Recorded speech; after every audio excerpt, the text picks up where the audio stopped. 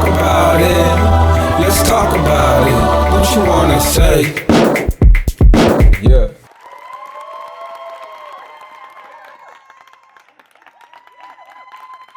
All right. All right. Welcome back. Let's get into it. Today, as I said earlier, the show is gonna be a little different.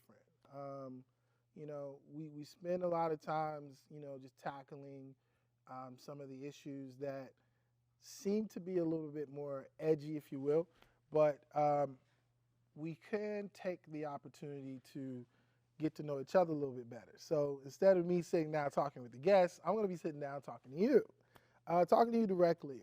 I want you to know a little bit more about me, and I want you to also know how we got to this place. And what do I mean? Not just how we got to let's talk about it, but how I became even the type of person that I am. And I don't see myself as someone that is different than anyone else. I do think in a particular way that I find most people do, and there's a reason for that, and we're gonna talk about that. I want to just say shout out to, once again, the baddest audience in person. There's a lot of energy. That without them, that is very hard to pull off a lot of things. Now, what are we talking about today? We're talking about how we're going to become who we're supposed to be. We're talking about identity. We're talking about conversations. We're talking about, it's a plethora of things. So let's just jump right into it. When I started my journey to California, I always looked at it as I was going to be an actor. Now, I touched on this on another show, right? And the show with Will Catlett, I kind of told my story there. It's actually when I moved out here, this was like 12 years ago. I was so gung-ho on everything, and here I am booking things left and right. And finally, I get a nice sizable role. And when I got to set that day, I realized how much of the art I really enjoyed and how much I didn't. Shortly after, no auditions, completely dried up for me. And I began to question it, begin to wonder, and then a year goes by. And when I say no auditions, I'd gotten used to getting callbacks. I mean, I had an amazing headshot. Like, my headshots were fire. Just on the headshot alone, you should call me in. And I'm like, I'm not even getting a call back, right? So that was fine. But then the auditions just kind of just dried up. Like, I'm clicking on things, nothing. I can't even go into audition. And I remember, and I firmly believe this. Sometimes you don't always ask God to bless what you are doing. You ask God to show you what he is blessing and do that. And so I remember I had this very earnest conversation with the Lord, and he highlighted business and he highlighted ministry. Shortly thereafter, I decided to stop acting altogether. And mind you, this is when I knew I could do it.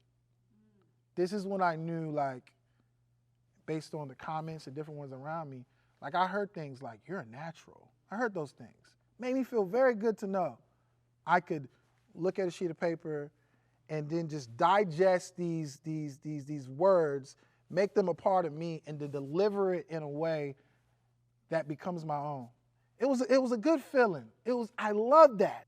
I got an opportunity to really just unleash some things, get some things off my chest, but share a very first. I'll find the clip, and we're going to make sure you see that clip also. But one of those things I had to learn about a desire was when to put it down. And I also had to learn when to move on.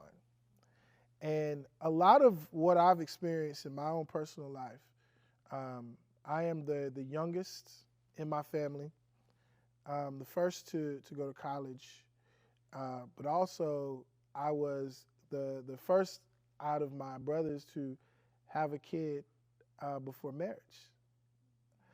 Man, that time alone was just very difficult. I want to touch on that, honestly, on a whole nother episode when I talk about fathers. But from that perspective, I can tell you my whole entire being shifted. I went from thinking a child was a burden to understanding the blessings of children. Fast forward now, obviously married, having two beautiful little girls now. I still carry the effects of those days as a 26-year-old man that brought up in a religious home or a religious community, and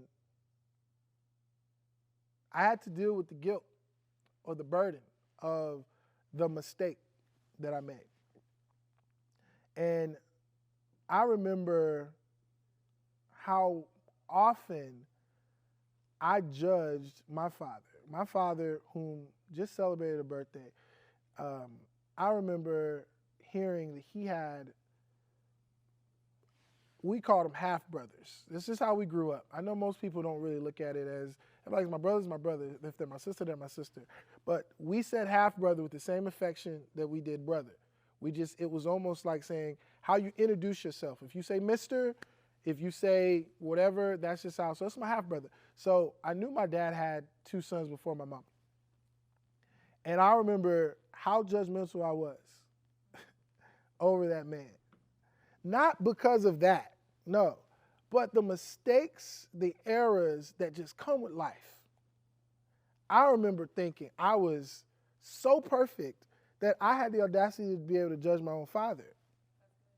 And I said, wait a minute, how could you? And I think it was more so, let me just say it like this. I think it was more so from the place of all children they feel like they know best, and they feel like they have the right to judge their parents, really. And I know in my instance, I thought there was more for me out there. And so when mom or dad did not or could not supply that, I didn't blame them. I just looked at things as there's got to be a better way, a better day. So back to my father, when I was about 28, I found myself in this particular situation. What do I mean? I remember as a teenager, I would judge my father because of the jobs that he did not have or keep, and where and how that put the family dynamic in certain places. And I remember thinking, if all he had to do was XYZ, if all he had to do was just keep a job, all he had to do was. And I tell this story with having an amazing relationship with my dad. I love my dad more than anyone who really knows can tell you. But I tell this story because I'm free of all, like, judgment. Not just on him, but just of people. Because what happened when I was 28, I found myself unemployed, and I found myself with a kid sitting across from him.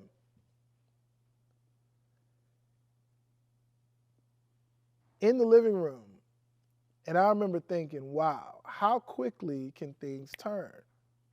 All this time I looked at him and thought, why can't you this? Why can't you hold a job? Why can't you be there for this kid or be there for that kid? And you realize life is conditional. It's circumstantial. Life is not this way you cut it. Life has to be lived. And I asked my father a very tough question that day. Because let me tell you, I used to hear this story. The story I used to hear was, oh, things were just so good before you were born, right? Oh, so many, this and this. It's like all these resources and things seem to be so readily available. And I kind of had to take that on as, is it me? Now, mind you, imagine yourself born and you're a child. And you keep hearing of how things were great before you got here. But yet you see your family dynamic now. You're like, dang. So I carried that for a long, long, long time. And I remember I asked my dad back in this living room, I'm unemployed, he's unemployed, I have a son, all these things I judged against him. And I said, Dad, what happened? He's like, what do you mean? I was like, I keep hearing the story of how things were so great before a certain time and how they changed. And now they're no longer the case. So I'm like, what happened? What happened?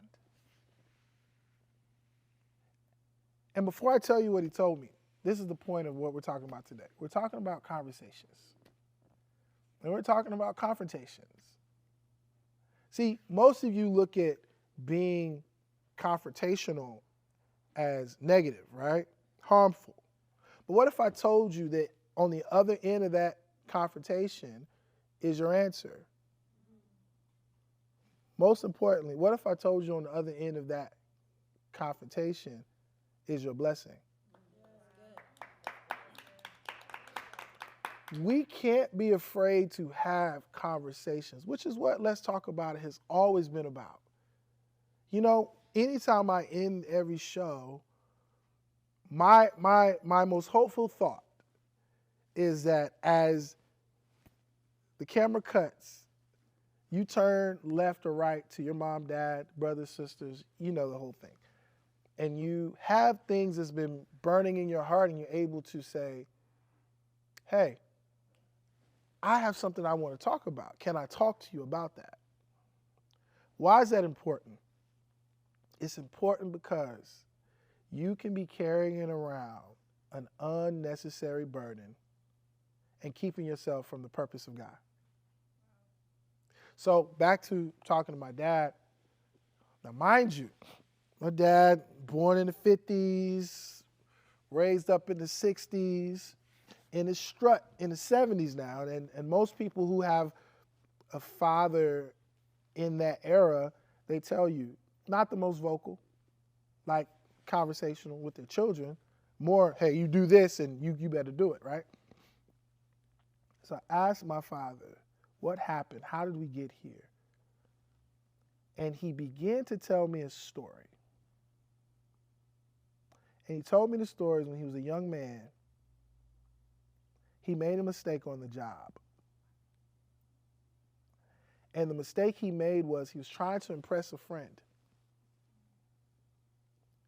And one night, they're out having a good time and he decides to go to his job to show his buddy what he did and how he did it, and he ended up crashing a forklift into the properties of the company. And from that point on, he got fired. But not only was it being fired, it's like he didn't really bounce back from that in the way that I would imagine he would have wanted to. See, my heart always go out to men because I know men on their best day are like one bad thing away from just saying, forget it. On their best day. You know, I'm oftentimes myself referred to as having a certain confidence and having and showcasing a certain strength, and that's 100% true. And I'm thankful to God. I tell people all the time, I don't care if you're taller, richer, whatever. I would not want to trade lives with you 1 minute if I could not keep my own mind set. I wouldn't. But what I learned that day with my father was that my family wasn't cursed. He was just a young man who made a mistake, and he never got redeemed. Now, fast forward, I'm moving to LA, and I don't know, I guess I was becoming very spiritual at that time.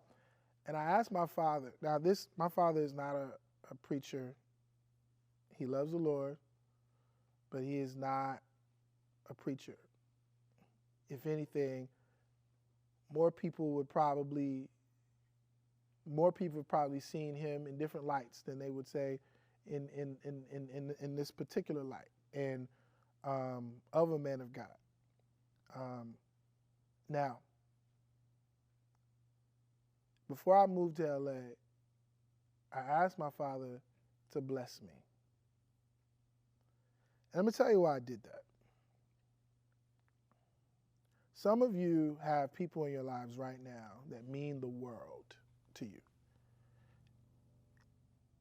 When times get tough, it's their voice you're going to hear. And I knew spiritually a father's blessing goes a long way. But also knew by him blessing me,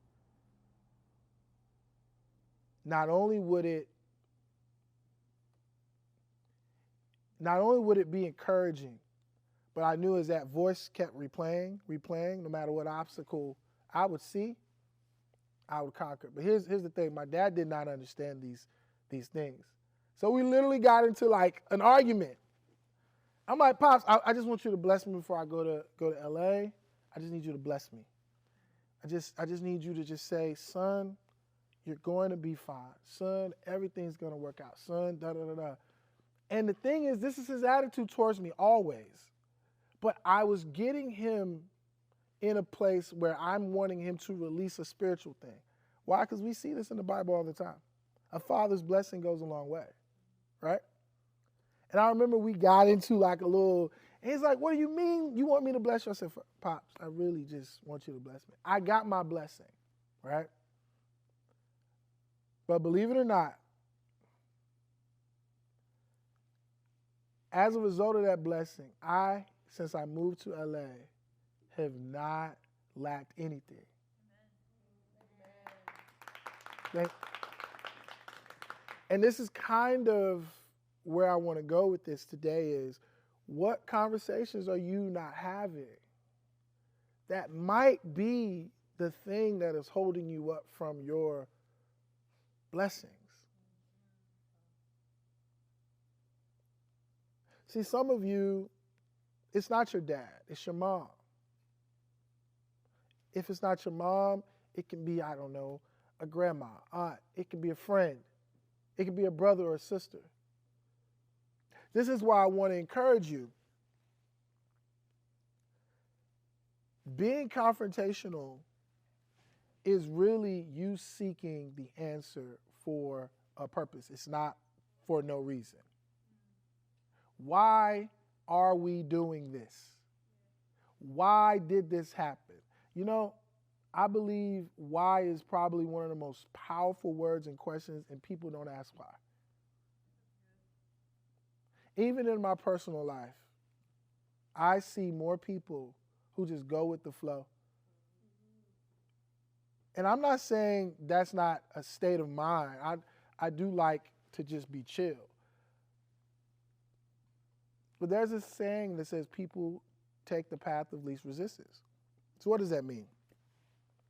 Well, if I know talking to me might come with questions, but talking to Sue is going to be like, okay, why talk to me? Just talk to Sue. And I believe too many of us are allowing the ease of things to determine our lives and not choosing to go after the more difficult parts of life. You know, when I first moved to, after I moved to LA, now I'm going to tell you something I've never told people. I've had, and this is before any churches that because I think when I moved here, I didn't go to a church for like a couple years. Nothing against churches, I just thought I was good. And I had an identity issue. I know you're probably like, what? What? Okay, let me explain.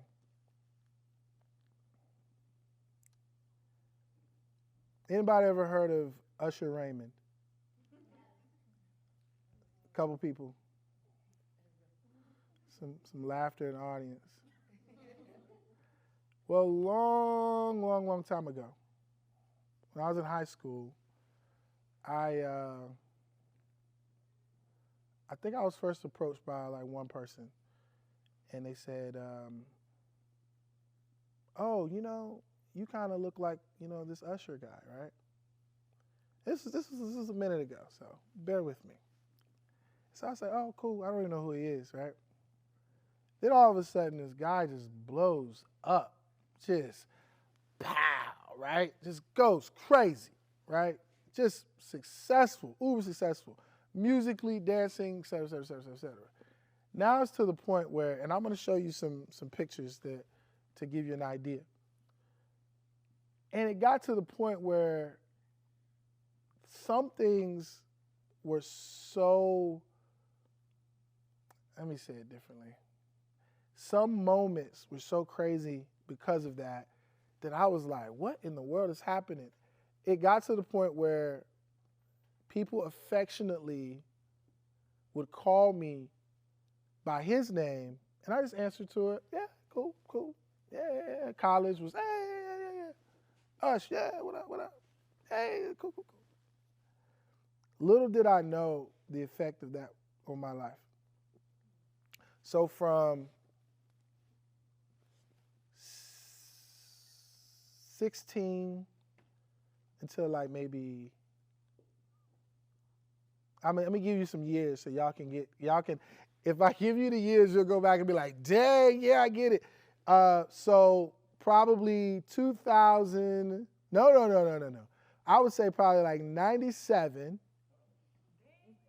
Like 97. Yeah, about 97 is when it started. And I would say roughly 2013, 14 is roughly when it kind of, so from that time to that time. And I took it so much on as an identity that one of my first jobs of moving to LA was doing Usher impersonating. It's very, very true.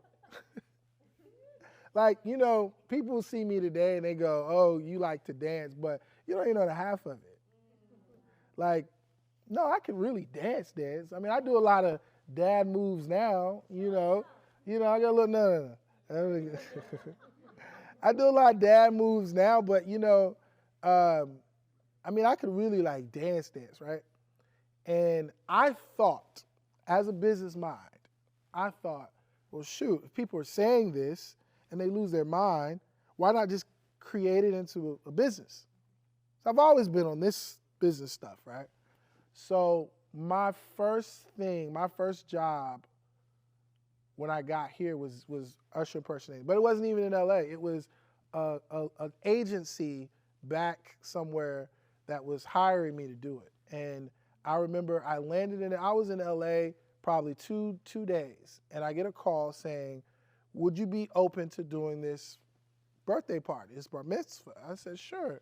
I was like, whoa. I was like, where is it? He's like, Bethesda, Maryland. And I'm like, I just moved to LA. I'm sorry. I'm like, well, tell me about it. What does it pay? He says, well, it'll only be 10 minutes. I said, okay, like still not worth it. What does it pay? He says, oh, it'll be $800. I said, $800 for 10 minutes? He said, yeah, we'll fly you out. We'll put you in a hotel. We'll give you a driver and everything. Sign me up, right? But this is a fun part. But what I'm trying to tell you is what I want to tell you is because of that whole life, I got lost.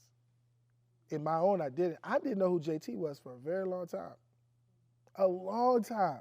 I had no idea who I was. Not because I would go home to a mansion and go on concerts and tours. No, it's because the world around me would only,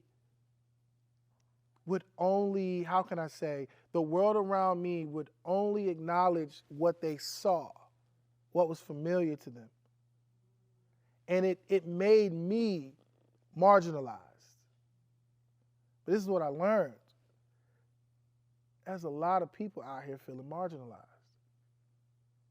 Now, I've been able to do whatever I want to do my whole life. Sports, you name it. Whatever accolade, I've gotten it. But that still did not stop me from being marginalized. So it tells me one thing. We have more people out here living and not knowing who they are, or living and feeling overlooked than you might realize. And this is why I want to say why the conversations and things are super important. Now, what happened with this whole Usher thing was time happened. I got older, but I remember my last job. Like I would go to Vegas several times, right, to do this dancing, lip singing stuff. I mean, it was crazy. And I remember I ran into this Sammy Davis Jr. guy, this Sammy Davis Jr. impersonator. And he was just talking about how much he just didn't like the life and how much he hated it. But he felt like there was nothing else he could do. And it was at that point in time I was like, you know what, I'm not going to let this be my life. Why would I allow something wonderful God made become a second version of something else he already made?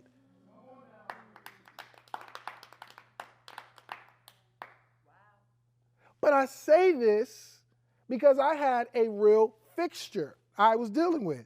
There was this big superstar image or celebrity, and then there was this likeness.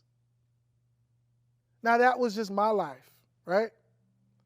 But some of you are dealing with the same things. And it's not that, you may not look like a celebrity, you may not have this, but some of you, even within your own selves, you've marginalized yourself. You know, a lot of the main questions I get is, how and why are you so bold? Number one, we only got one life to live. But let me take you guys to a place, right? It's gonna sound crazy for a second. How many of you guys in here believe time travel exists? Okay. You know there's a lot of hands up. I don't even want to ask them what they talking about. Okay, so we got a lot of hands up in the room. Time travel is really, this is all time travel is. Let me ask you guys a question, right? This is what people at home. When you think back on the past, what is that called? And you guys can answer too. What is that called? Remembering. Huh? Remembering. What is the past? What's the past thought called? It's a memory, right? Now, you can't change it, right? Now, I want us to stop right here. You can't change a past memory, right? Okay. So you would say it's locked, right? So a past memory you can't change is locked. That means that anytime you go back and you think, daggone man, I wish I didn't choose that red hat that day. No matter how many times you think about that memory, you picked up that red hat and you put on that red hat, right? It's a locked memory. Most people look at their memory through the lens of what? Things they can't change above a past memory. It's called a what? It's called a regret, right? Okay, we track it. So just so we're all together, you look at the past, it's a locked memory, meaning there's nothing you can do about it, but you look at it, things you can't change about the past, it's called a regret, right? If the past is a locked memory, what is right now? It's an unlocked memory. It's an active memory. Now, you have a past memory and you have a present unlocked memory. We're still tracking. So if all right now is a memory,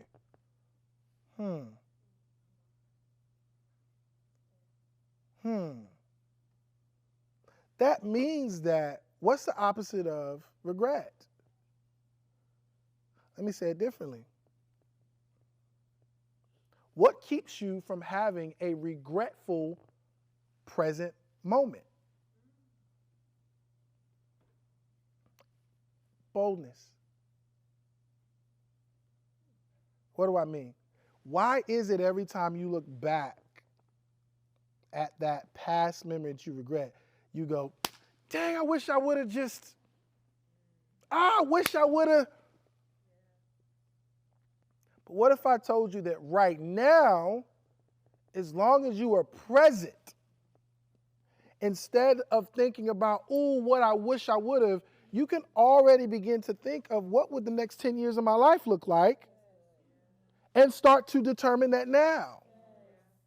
Because see, there's a version of you 5, 10 years from now is going to look back on you today and go, dang, I wish I would have. But if you just activate boldness in the present moment, it automatically allows you to start making the decisions to see and be where you want to be and do what you want to do in the 10 years or 5 years or whatever from now. So when you 5, 10 years from now look back at this moment, are you going to look back with regret or are you going to look back saying, dang, I did everything I wanted to do? This is what I carry in my mind and how I'm bold, why I'm not timid in most things. It's because I know I'd rather live with very little regrets as possible. And so, I wanted to share a little bit about some of these things because where my freedom came was an understanding with my father. It was understanding that he was human. He did not curse the family. He made a mistake. Therefore, when you make a mistake, once you do that, you can be redeemed from a mistake, right? Yeah. It's important as children that we don't hold mistakes over our parents. You know, one of the main things I tell people to do all the time is, especially ones who have parental issues, I want you to think back to how old your mother or your father was when they had you. And I want you to compare with where you are currently.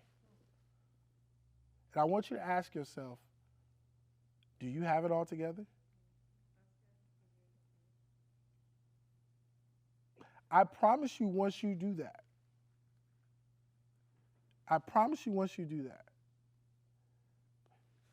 you'll start to understand a certain humility that needs to be administered, not just to your parents, but to yourself.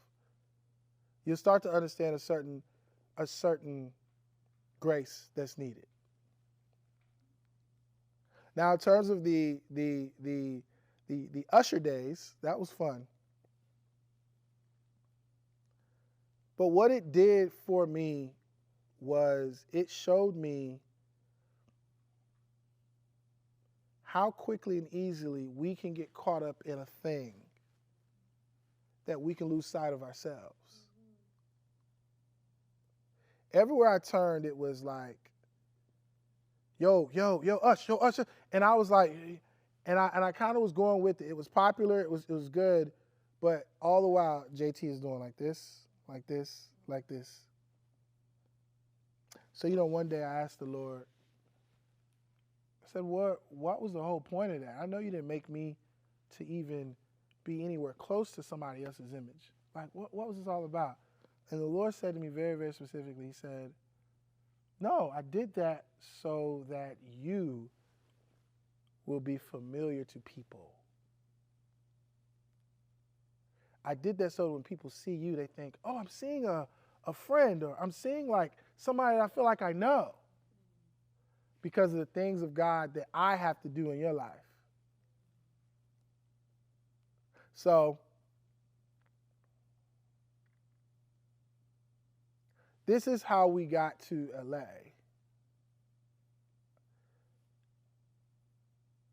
From the kid at 16, no, I'm sorry, I said 16. That's like a Lifetime story. I had a kid at 16. That's somebody's story. But no, being a young father at 26,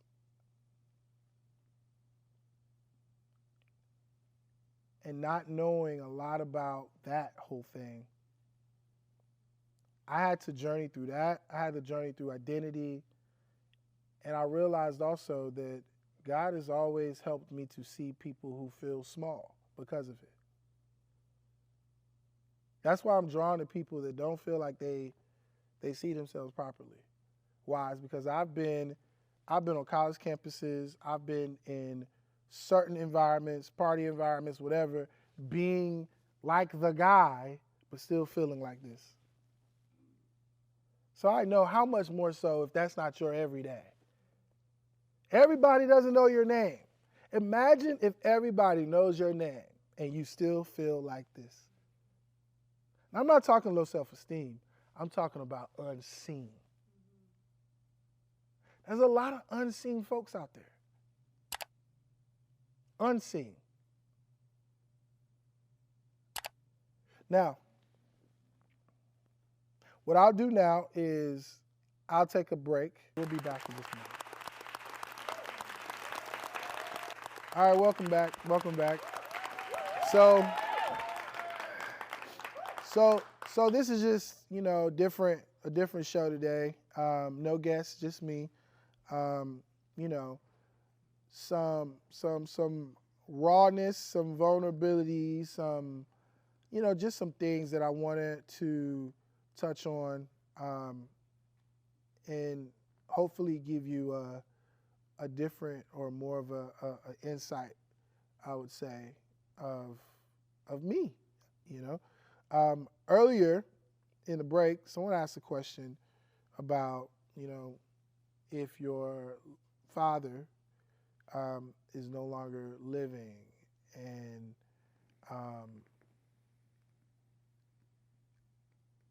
well, let's say it like this: with the loss of a parent or a loved one that's a parent, how do you go about getting a blessing from them? And the answer is this: as I was sharing with her, you may not necessarily need one, right? I know I needed one from my dad. And mind you, like just even the time I've been in LA, like I've not had a lack, so it's pretty amazing. But you may not need one. However, if your faith requires it, my faith required it. Yeah, could I just come out here and just do my thing? Absolutely. But I felt like the blessing was direction. I felt like the blessing is when someone says, you can, you will, and everything will be fine, no matter what circumstance I was looking at, it would work. So I would say to you, without a loved one or parent, that if your faith truly requires it, then obtain that blessing from someone else you revere, that you love and respect, that means more to you than someone else, because that will then go a long way. So while we're talking, someone had asked me to talk about purpose. And one of the questions that I got was about purpose, and it says, how do you know which business to pursue? That's a great question. I would say this. There's a lot of opportunities in the world. You may or may not see them because of your distractions. But in order for you to know what business to pursue, most likely you're looking to start one. So if you're looking to start a business, then the best business to pursue is the one that, and this is just biblical. God has already given it to you. It's in your hand already. What do I mean? Most people negate the gift that is inside of them before they choose to go after something. So for instance, you might connect well with people. You might be a great speaker, but you might choose to go work at a retail place. You use that gift every day to sell clothes, but you won't use that gift to work for you. So in terms of how do you know what business to pursue, it's the one that is closest to your gift. I remember with Prophet Lovi, Papa Lo said to me, he said, JT, you're a businessman. JT, you're a businessman. JT, you're a businessman. Now, I've had businesses and things like that, but I didn't even understand it at the time. I thought favor was just open doors. I just truly believed the open doors of God always were coming in my direction. But then he helped me to see that in being a businessman, it's more of a mentality. So the question is, how do you know what business to pursue is based on your mentality towards business. I see everything as a business, honestly. But if you are someone that maybe you got several things. I tell people this. Some people say, I got so much I want to do, I don't know where to start. Start with the strongest one first. Start with the one that you believe can get going, that you can get support behind, that you can have a firm foundation behind, because that's the one that is the strongest. Once you get that one going, you have to put all of your things, you have to put everything into one thing. Don't make the mistake of thinking you're going to cast a wide net and do everything at one time. Focus on the one thing. Make that successful. Then move on to the next thing. But make that the ground or the foundation of your efforts. Make this first thing work first. Don't get so caught up or confused with, but I have so many ideas. I tell those folks all the time, just hone in on one thing and get going. There's a lot of people that are big picture people, but they don't know how to start with the first step. Am I right? The difference between a business-minded person and just a imaginative thinker is they know how to get the first step going. So the one that you know you can get going, start there. There's not really any wrong thing you can get behind. Let me say it differently because I don't want to, I think that's like kind of vague. don't do anything that will be to a detriment of other people. I remember I went to my son's birthday party where he's at, and it was at like this. It was like a barcade, right? It was a cool little thing. It had arcade games over here. It had like old retro gaming systems, and I was like, oh, this is so cool. And I'm like, I want to get back to LA and I want to do that. But in the middle was a bar, right? And I remember I went I was looking into it, and I remember I was asking questions about it, and I remember bringing this to the prophet, like, yeah, I know what I want to, this is something I want to look into. And he helped me understand, like, if it's going to cause detriment to people, alcohol selling is a detriment to people. Don't do it. I know you probably say, what about weed dispensaries? Just because it's legal don't mean it's not a detriment to people. Now, I'm not a weed smoker. I can't tell you,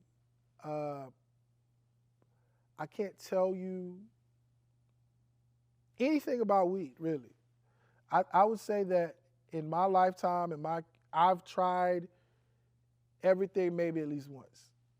But that's just my mindset is of the curiosity mindset. Like I need to understand it in order to even speak on it. So, but I can tell you that if it's to a detriment to people, don't do it. If it's something that you know that is a part of you, meaning something that you know you can continue to flesh out. I tell people this also. Business and starting a business is like being married. Don't start a business or don't even invest or do anything in business that you don't want to be married to. A marriage is not just happy every day. Marriage is work. Marriage is like dig in, dig out. Like you have to get in there. So if you think about a business, something that you're thinking about, because I know everybody got ideas. Some things are not a business, some things are a product, right? Oh, I got this great idea for, well, is it a business or is it a product? That's always the first question I ask. Is it a business or a product? You might have a great product. Just do the research to see what it would take to get the product to market. Maybe it's through licensing, et cetera, et cetera. But a business is a huge commitment, okay? So another question that I got was,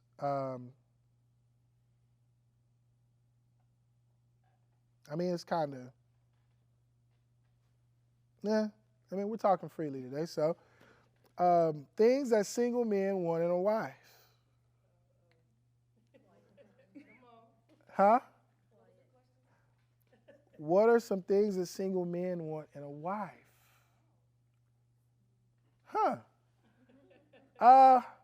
Okay. Well, let's talk about it, right?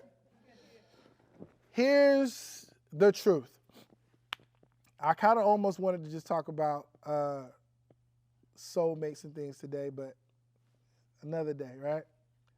Here's the truth. The Bible says,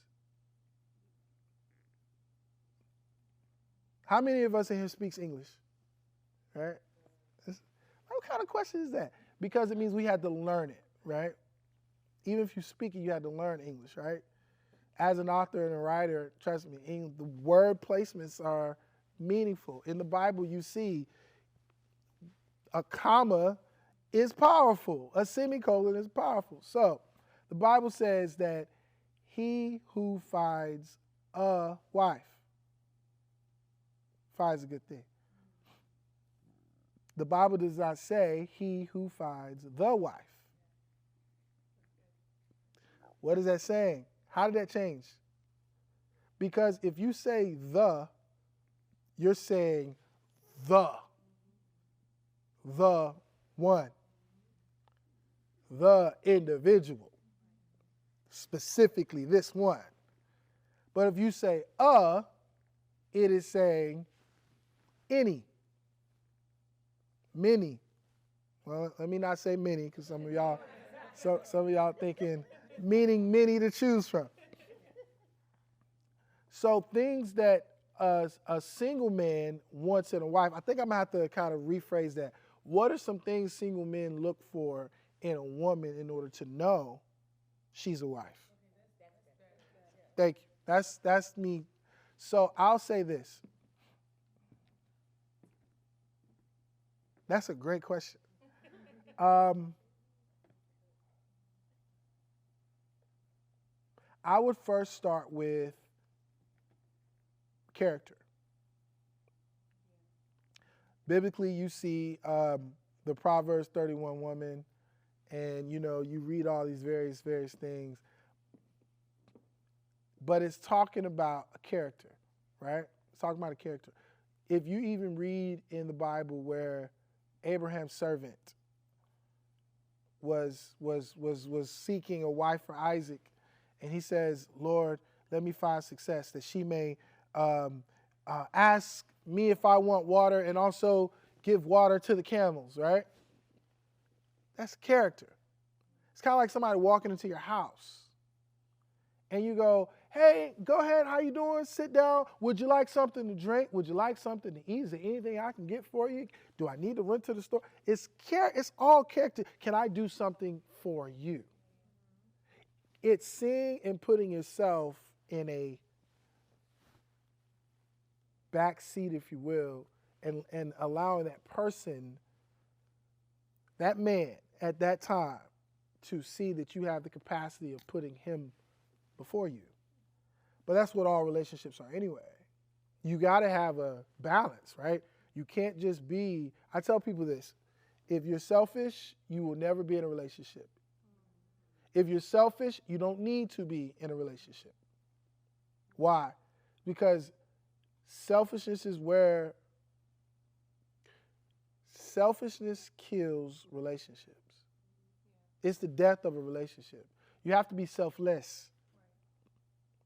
So some things that I know particularly from, for instance, my wife, character was there, sense of humor. I mean, that might be high on some people's list, low on some people, but sense of humor goes a long way. Think of marriage like this.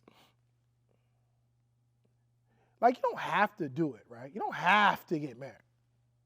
Why would you choose to get married? You choose to get married because you're understanding that life is better with two. Two heads better than one. And you're choosing to have a partner, a life partner. So, who would you want to be married to? You want to be married to somebody that will make life easier to do, life with.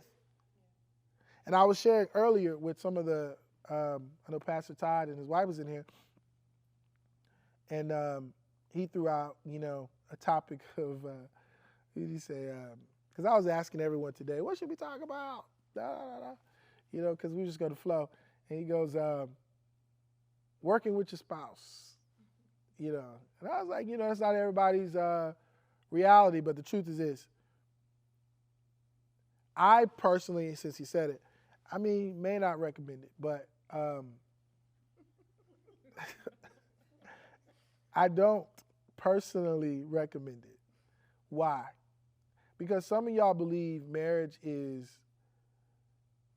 oh my God, I just love you every day. Oh my God, I just want to see you. I'm like, No. I don't know if it was on this show or it was somewhere else, but I said, like, the reason why marriages work is because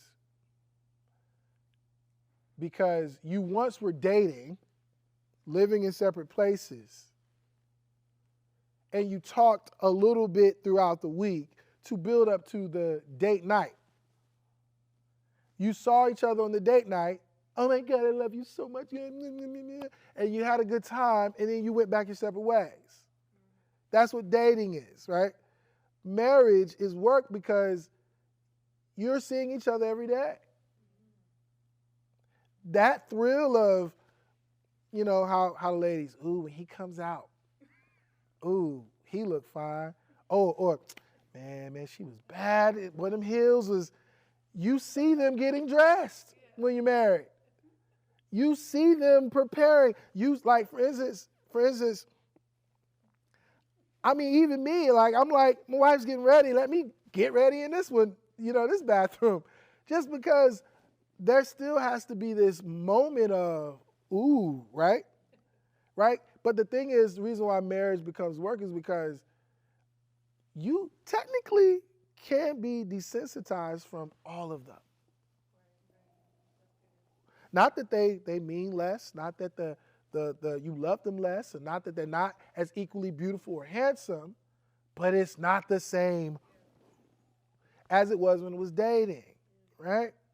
So I say this, when you're looking for a particular or a potential spouse, think of someone that the good, bad, and the not. No, the good, bad, and the ugly that you will. He wants to be. You want to talk? You want to talk? Like the good, bad, and the ugly that you'll be cool with, like on a daily. And this is my advice. My particular advice is look for someone that you can grow with. Look for someone that can correct you. Look for someone that you can also correct, or, someone that you can also give counsel. Like, look for someone that's a friend. That's ultimately what I'm saying. Look for a friend. There's this whole other thing I want to get into. I think I want to save it for another thing, but matter of fact, I'll give you a little bit now. The issue is some of you who are single, the reason why you're not married is because you're overlooking a character trait that is too familiar to you. What do I mean? Okay? This is what I'm saying. God created Adam. True? Okay. And also, there was Eve, right? Okay. So, if Adam is the son of God, right? Eve is the daughter of God, right? Is that just basic, or is that too? Okay, right? So, Adam and Eve, father is God. So that means that Adam and Eve are. Now, before you tune out, this is what I want to tell you. Some of you are missing it is because those who are single, you're missing it because the devil has perverted the familiarity of character that works for you and has made you say, you just like my brother. You just like my sister. You remind me. And because of that, you've chosen to overlook that character and go for the more toxic character traits. Now, all I'm saying is, when you think of how God has designed it, when you think of mom and dad, they're to represent who? God, right? Let me put it to you like this. Let me say it like this. If you are a young man, you have mom and dad, you have God's love, the masculine and feminine. If you have brothers, you have a representation of friendship. But if you have a sister, if your brothers are covering the friend, your sister is supposed to show you a character that works for you.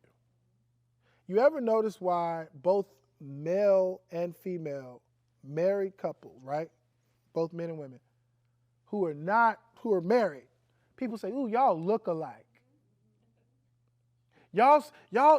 Are y'all brother and sister when they don't know? Oh, no. Or you see a brother and sister that you don't know a brother and sister. Are y'all married? No, that's my brother, that's my sister. There's something there that you are missing in that character. The reason why your sister can get on your nerves, but also be the one that tell you the truth about yourself, but also be nurturing like mom, is because that's the same character you're supposed to be looking for. But you see a woman that reminds you too much like your sister, you're like, ah. Or in the reverse, you see a man, he's attentive, he's protective, he's kind, he's generous towards you. The first thing you think of, he's like my brother. Too good. Nope. I don't know. No. Yep. Like my brother. But this is the thing I'm saying. God has already prepared us. He's already prepared us. Let me just say it differently. If your mom and your dad represents him, and your sibling, your opposite sex sibling,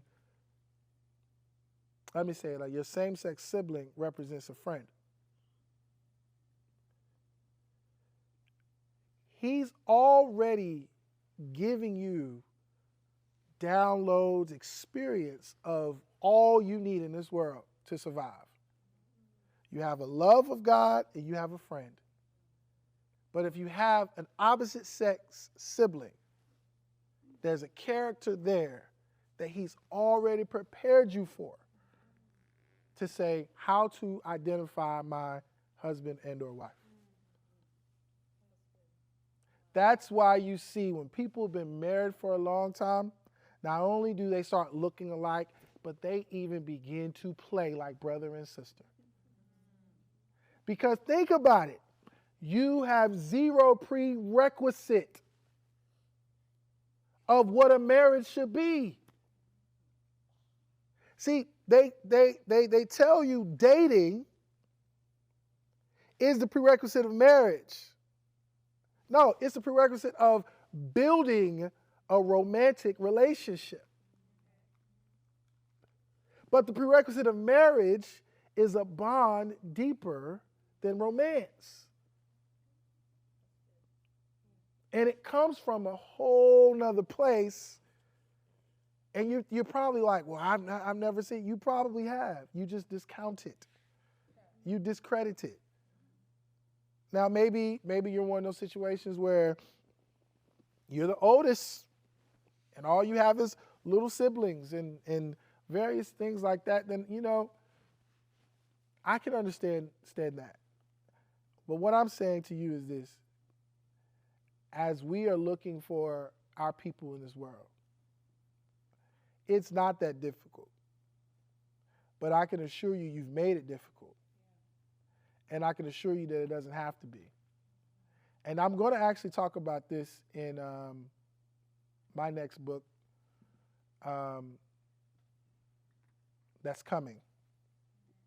And we're going to break this down in biblical ways because my now book in business and in dating, come on, hand clap. Hey, you just toss it. You just toss it. So my now book in business and in dating, how to navigate relationships and make tough decisions like a boss. The whole point of this book is to help navigate some of these areas that help or that keep you from making or identifying relationships that work for you. Not only does it help you into getting out of your own way, the whole point of it is all about making effective decisions. It parallels interviewing for a job as no different than dating. Why is that? Because some people interview very well for a job. Some people love interviews.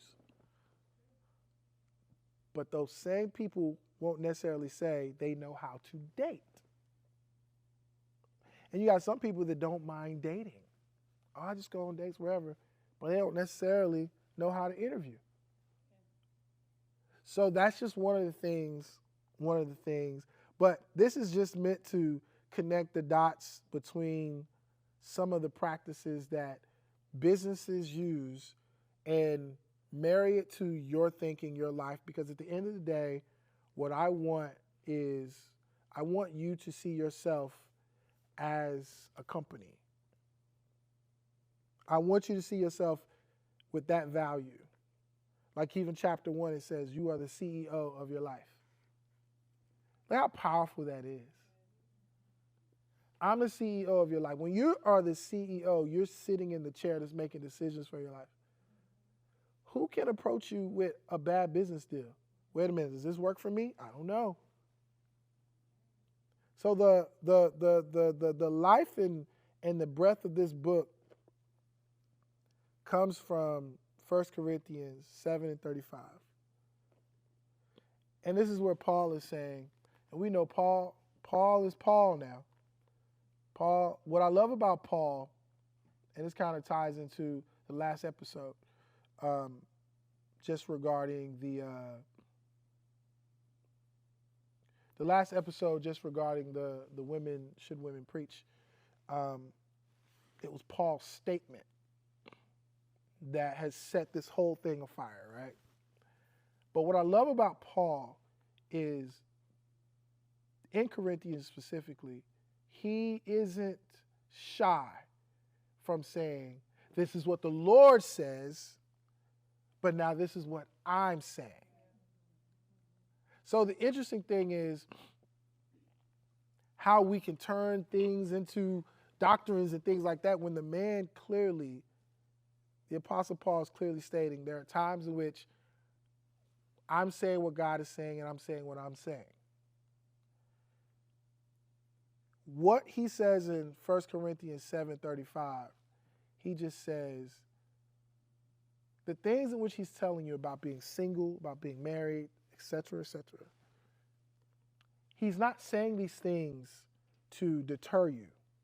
He's not saying these things to even, he's saying these things to encourage you, not to discourage you. But he's saying, I want you to do the things that will cause you to be least distracted in life so that you can be more focused on God. And what I've always understood that to mean is, how effective are you to God if all you're thinking about is who you're dating? Ooh, I just want a girlfriend. I just need a girlfriend. I just need a girlfriend. I just need a girlfriend. I just need a girlfriend. Oh, I just want a boyfriend. I just want a boyfriend. I just want a boyfriend. I just want a boyfriend. How effective are you to him? And how much of a distraction is that really? Because if relationships, which is a hot topic always, is the number one thing on a lot of people's mind, then you need to get on the other side of that hump so you can see what there's more to life. Right. Says the married person in the book. Because I can assure you, married people tell single people all the time, take your time, slow down. The single people say, oh, I can't wait. It is not because it is not your portion, but it is simply because, let's just say it like this, you've made more of it than what it has to be. And God wants you to have somebody. God wants you to be blessed. God wants you to walk in the fullness. Why? Is because it's when man and woman come together that we're now joining back to what he intended. But if you become, and that becomes, I should say, the only thought you can have. I mean, it says it. We want what we don't have, right? We're all the time thinking about what we don't have. We always think the grass is greener. If you haven't gotten this book, In Business and in Dating, you can go to Barnes & Nobles. You can go to Amazon.com.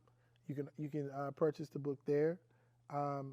And I've been asked to do a audio version.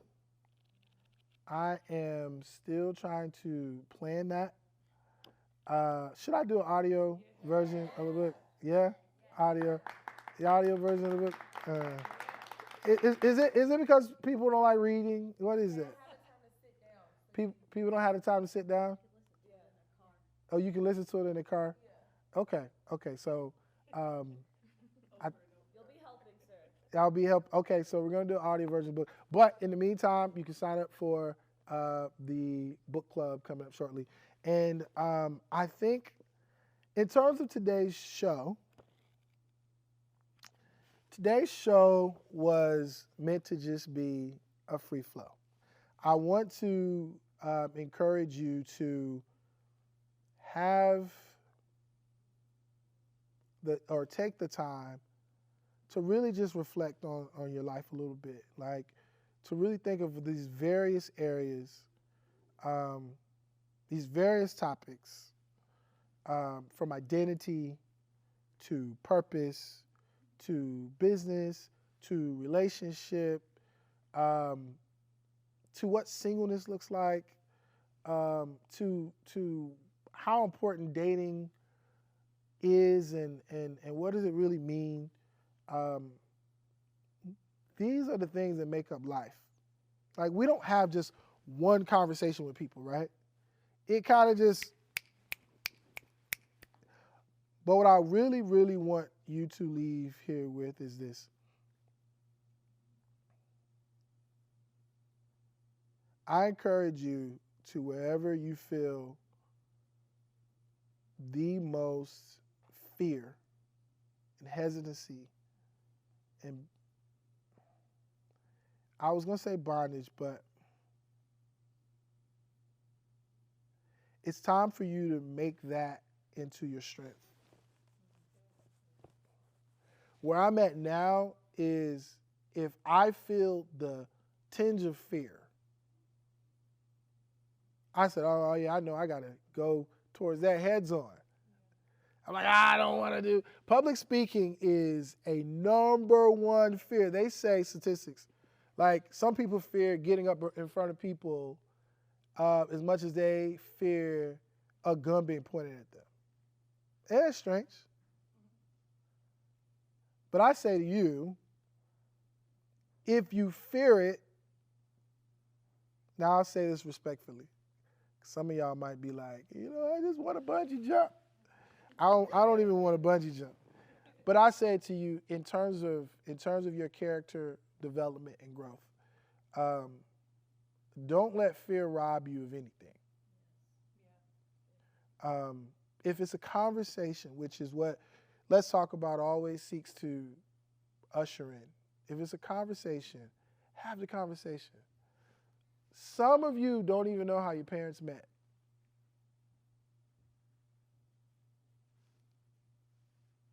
Some of you don't even know. Some of you don't even know your neighbors. Some of you don't protect yourselves. What do I mean? I like to ask people why they want to know things. Somebody, hey, no one has so much access to you that they can just get everything all the time. But I believe some of you believe asking why is a bad thing. You know it's your right to ask why? Like, where are you going? Why? Like, why do you really want to know that? Why do you really, you know how powerful just why is? You got time to talk today? Why? What are you doing this Saturday? Why? See, some of us, we're so used to being so gracious with our answers and our time that we just go, where are you about to go? Oh, I'm about to go, da, da, da, da, da. What are you doing this Saturday? We're so forthcoming with information and we are not protecting ourselves. And before you know it, because you chose not to ask why, you have now followed up with a yes that you did not intend on giving. And the thing about yes and why you should be more cautious of your yes is because a yes is costly. A yes is very expensive. It takes away from your personal time. It takes away from family. It takes away from that peace that you need. So ask the questions in your life. Talk to your boss. How do you think I'm doing? See, this is another thing. Some of you only want positive things said. So therefore, you don't ask questions in the event that you'll hear something you don't want to hear about yourself. Ask those questions.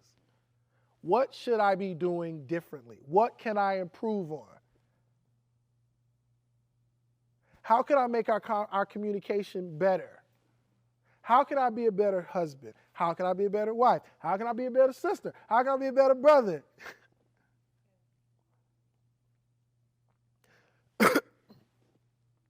We don't want that smoke because we only want to stay in this peaceful, untouched place. I shared this a long, long time ago, and I'll end with this. And the reason why I'm a little bit all about poking this bear is because I know the mandate God has given me.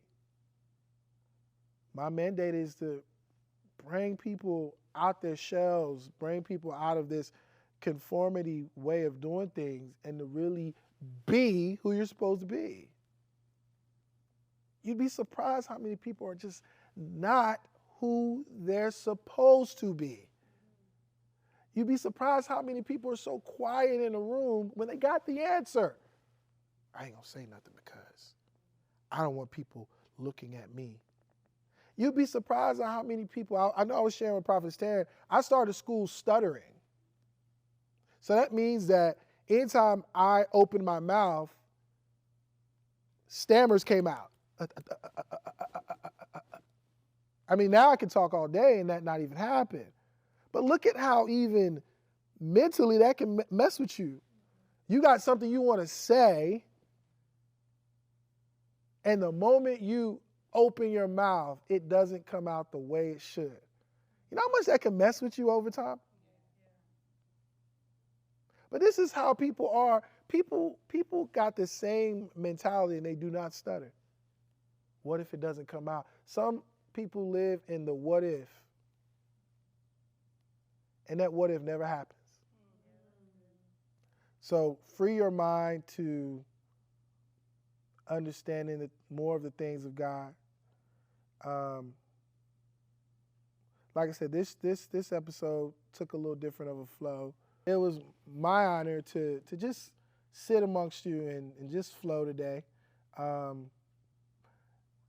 No real rhyme, reason, no real aim, just talking, you know.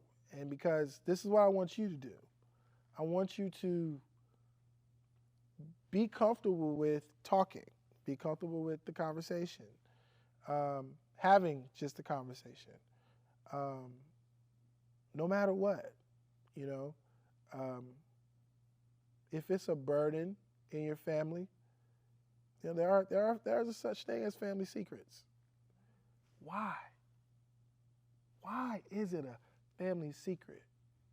Because that secret is creating bondage. I want you to Love on your loved ones. Tell your mom, tell your dad, tell your brothers and sisters, tell your aunties, uncles, tell your cousins, tell your neighbors, tell I don't talk enough about godchildren. Tell your godchildren, tell your play cousins. Is that even a thing anymore? But let them know that it's time to talk.